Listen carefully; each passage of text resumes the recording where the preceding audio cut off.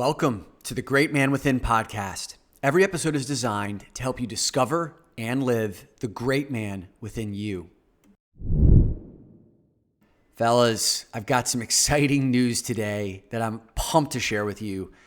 After a year of talking about this and many fits and starts, the doors are officially open to the Great Man Within podcast Facebook group. You can go and search that on Facebook right now, and the doors are officially open. This is a group for men only. I wanted to say thank you to our amazing women listeners, but there's some places that guys just got to go on their own. This is going to be our home for all of the discussions around these episodes, any live trainings that I'm doing, and then also many of you guys have been asking for a group like this because for many of you, wherever you're situated, you're the only guy that you know who is doing this inner work.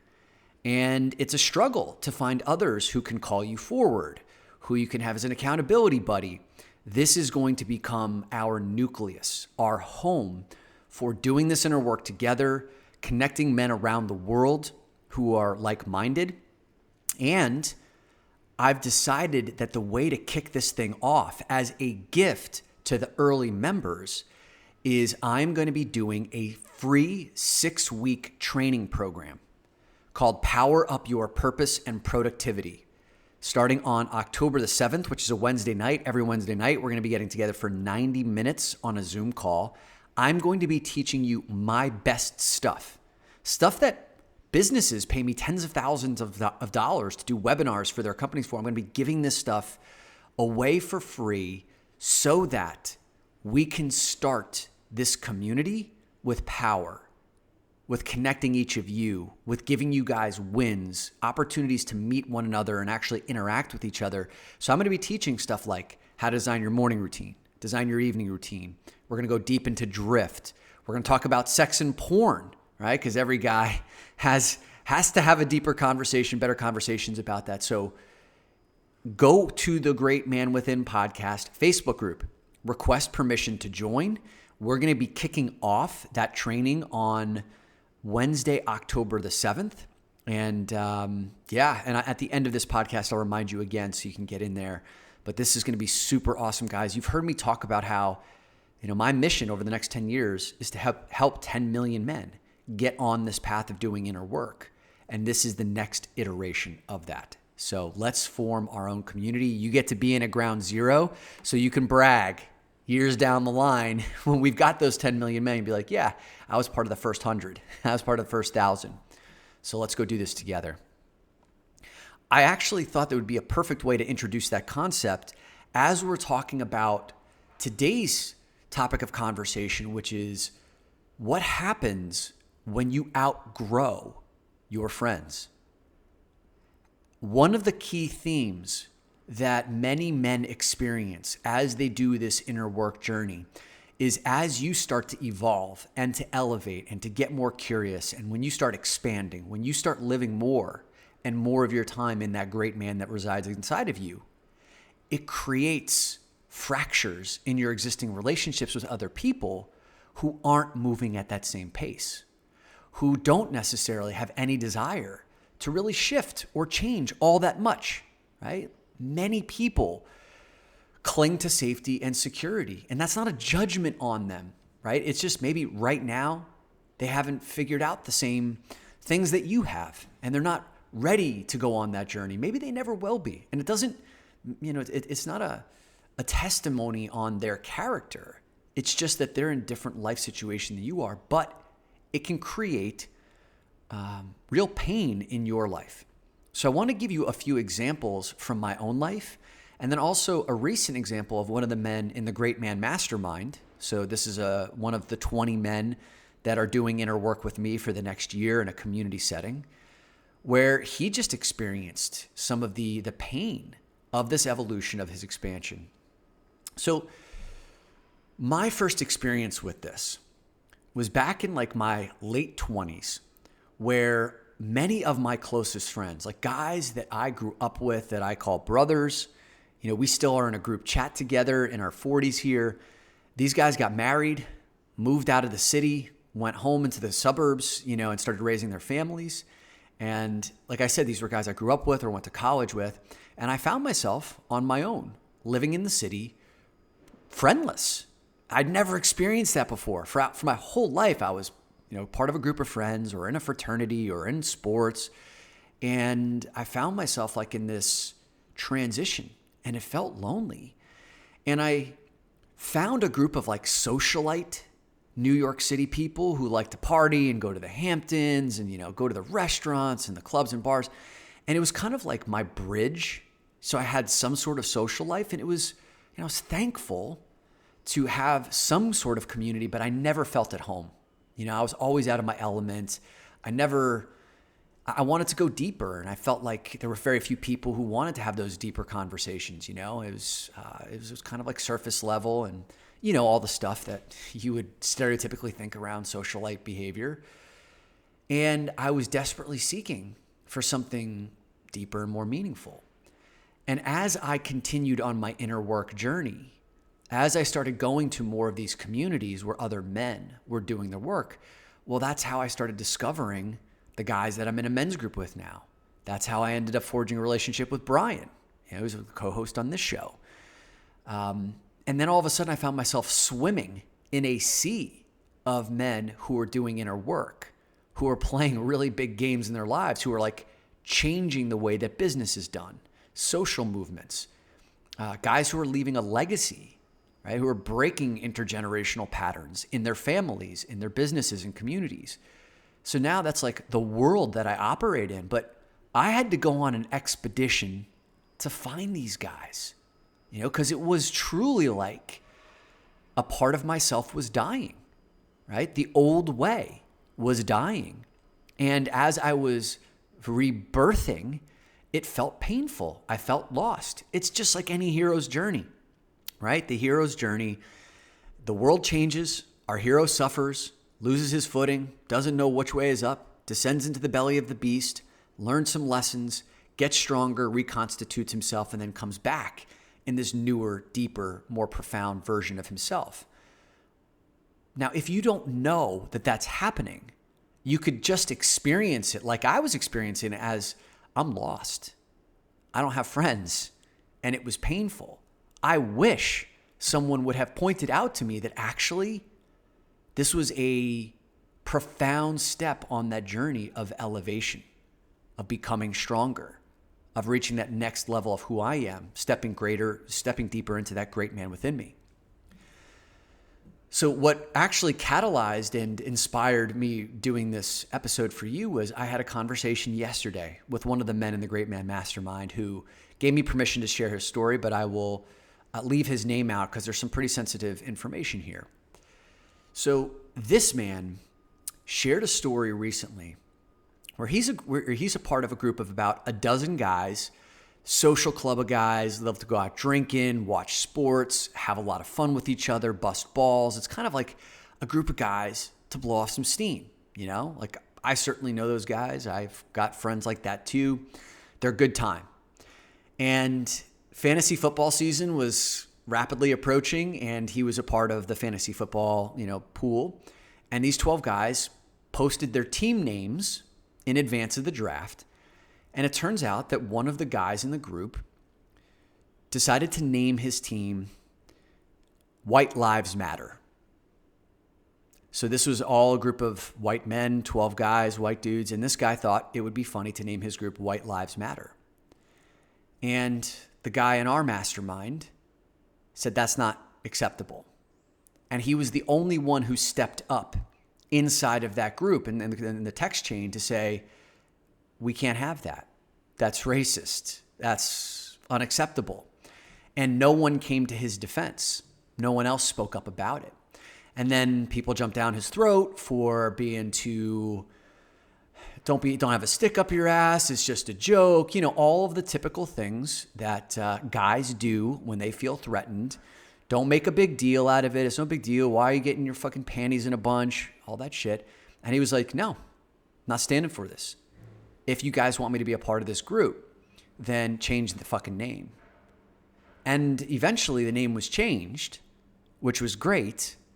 But that set up a series of events where, there was animosity in the group, and there were a few guys in there who decided to band against my guy. Let's just call him Rick. That's the name that we always nickname a person who's anonymous. So we're going to call him Rick. So they banded against Rick and started throwing shade at Rick in the group chat. They started making his life a living hell. And then eventually Rick was just like, I just don't need to be a part of this group of guys. And, when Rick said, hey, fellas, grow the fuck up, put your big boy pants on, take some feedback, take a look at yourself. Those guys ended up revealing, a few of them said, I'm sorry, you're right. I'm having a hard time right now because I have a drinking problem. And my daughter just went away to college for the first time. I'm missing her. And they revealed a moment of vulnerability because Rick had the fortitude to step up. But after that, the next couple of nights, those guys got drunk again and the same behavior started to happen. So Rick said, peace out. I'm gone. I no longer am willing to tolerate this stuff. And on his way out, Rick ended up talking to one of the guys in the group who he is a closer friend with, right? Out of the 12 guys, maybe there's one or two really close friends and the rest are acquaintances. And on his way out, Rick talked to this guy that he was close friends with. He was like, dude, I'm disappointed in you that I was the only one who spoke up about white lives matter. How come no one else said anything? And this guy said, you're right. I should have said something. I apologize. But it was not enough at that point, right? The damage had been done. And in my professional opinion, the reason why that guy didn't step up is because he's afraid, right? The only reason why no one would say something about that is there's two reasons why. Number one, either those guys agree with it, right? So either there's a contingent of the men who are racist and want to believe in that. The other guys who take exception to it, who don't speak up, are afraid and can't speak up because they're afraid of the backlash that Rick experienced. And this is where inner work becomes essential. Now, I don't know how Rick may have handled this 4 or 5 years ago, right? Maybe he would have taken exception to it. Maybe he would have done the exact same thing that he did now. But I certainly know that Rick, doing his inner work for the period of time that he has, won't stand for that shit and will speak up in a moment's notice and put that in line. And at a certain point, it requires leaving that group of friends behind. That's scary, guys. Evolving and elevating to a point where you will no longer tolerate a set of behaviors, giving those guys a chance to elevate, but then them refusing, requires you to go off on a journey that is quite lonely. It can feel isolating. And you can feel and question yourself that, did I just do the wrong thing? Am I the one who's crazy? Am I the one who has too much of a stick up my ass? Should I be less sensitive about this stuff? You can almost gaslight yourself. When in actuality, you are doing the most appropriate thing that you possibly could for yourself. You are stepping into your power. And the thing that you are now searching for is your new tribe. You get that? You haven't yet found who those new people are who hold similar values to you. You haven't yet found the people who can call you forward, who understand what it's like to leave other people behind in their lives, to have the fucking courage to grow that much that you are willing to stand on your own for a period of time. And that can feel disequilibrating. It can feel like limbo. But what I'm speaking to here is showing you that you are at an essential part in your journey of elevation, just like Rick is. And the next step is to consciously seek out who your tribe is. And we spoke about this yesterday. I said, hey, brother, just like you are planning the next few years of your family's evolution, where you want to live, saving money for your kids to go to college, what you want in your career, you have to just as explicitly make an intention to find who your new community, who your new tribe is of men and women that you want in your life for both your relationships and your wife's relationships, for all of those social relationships that you are going to share together.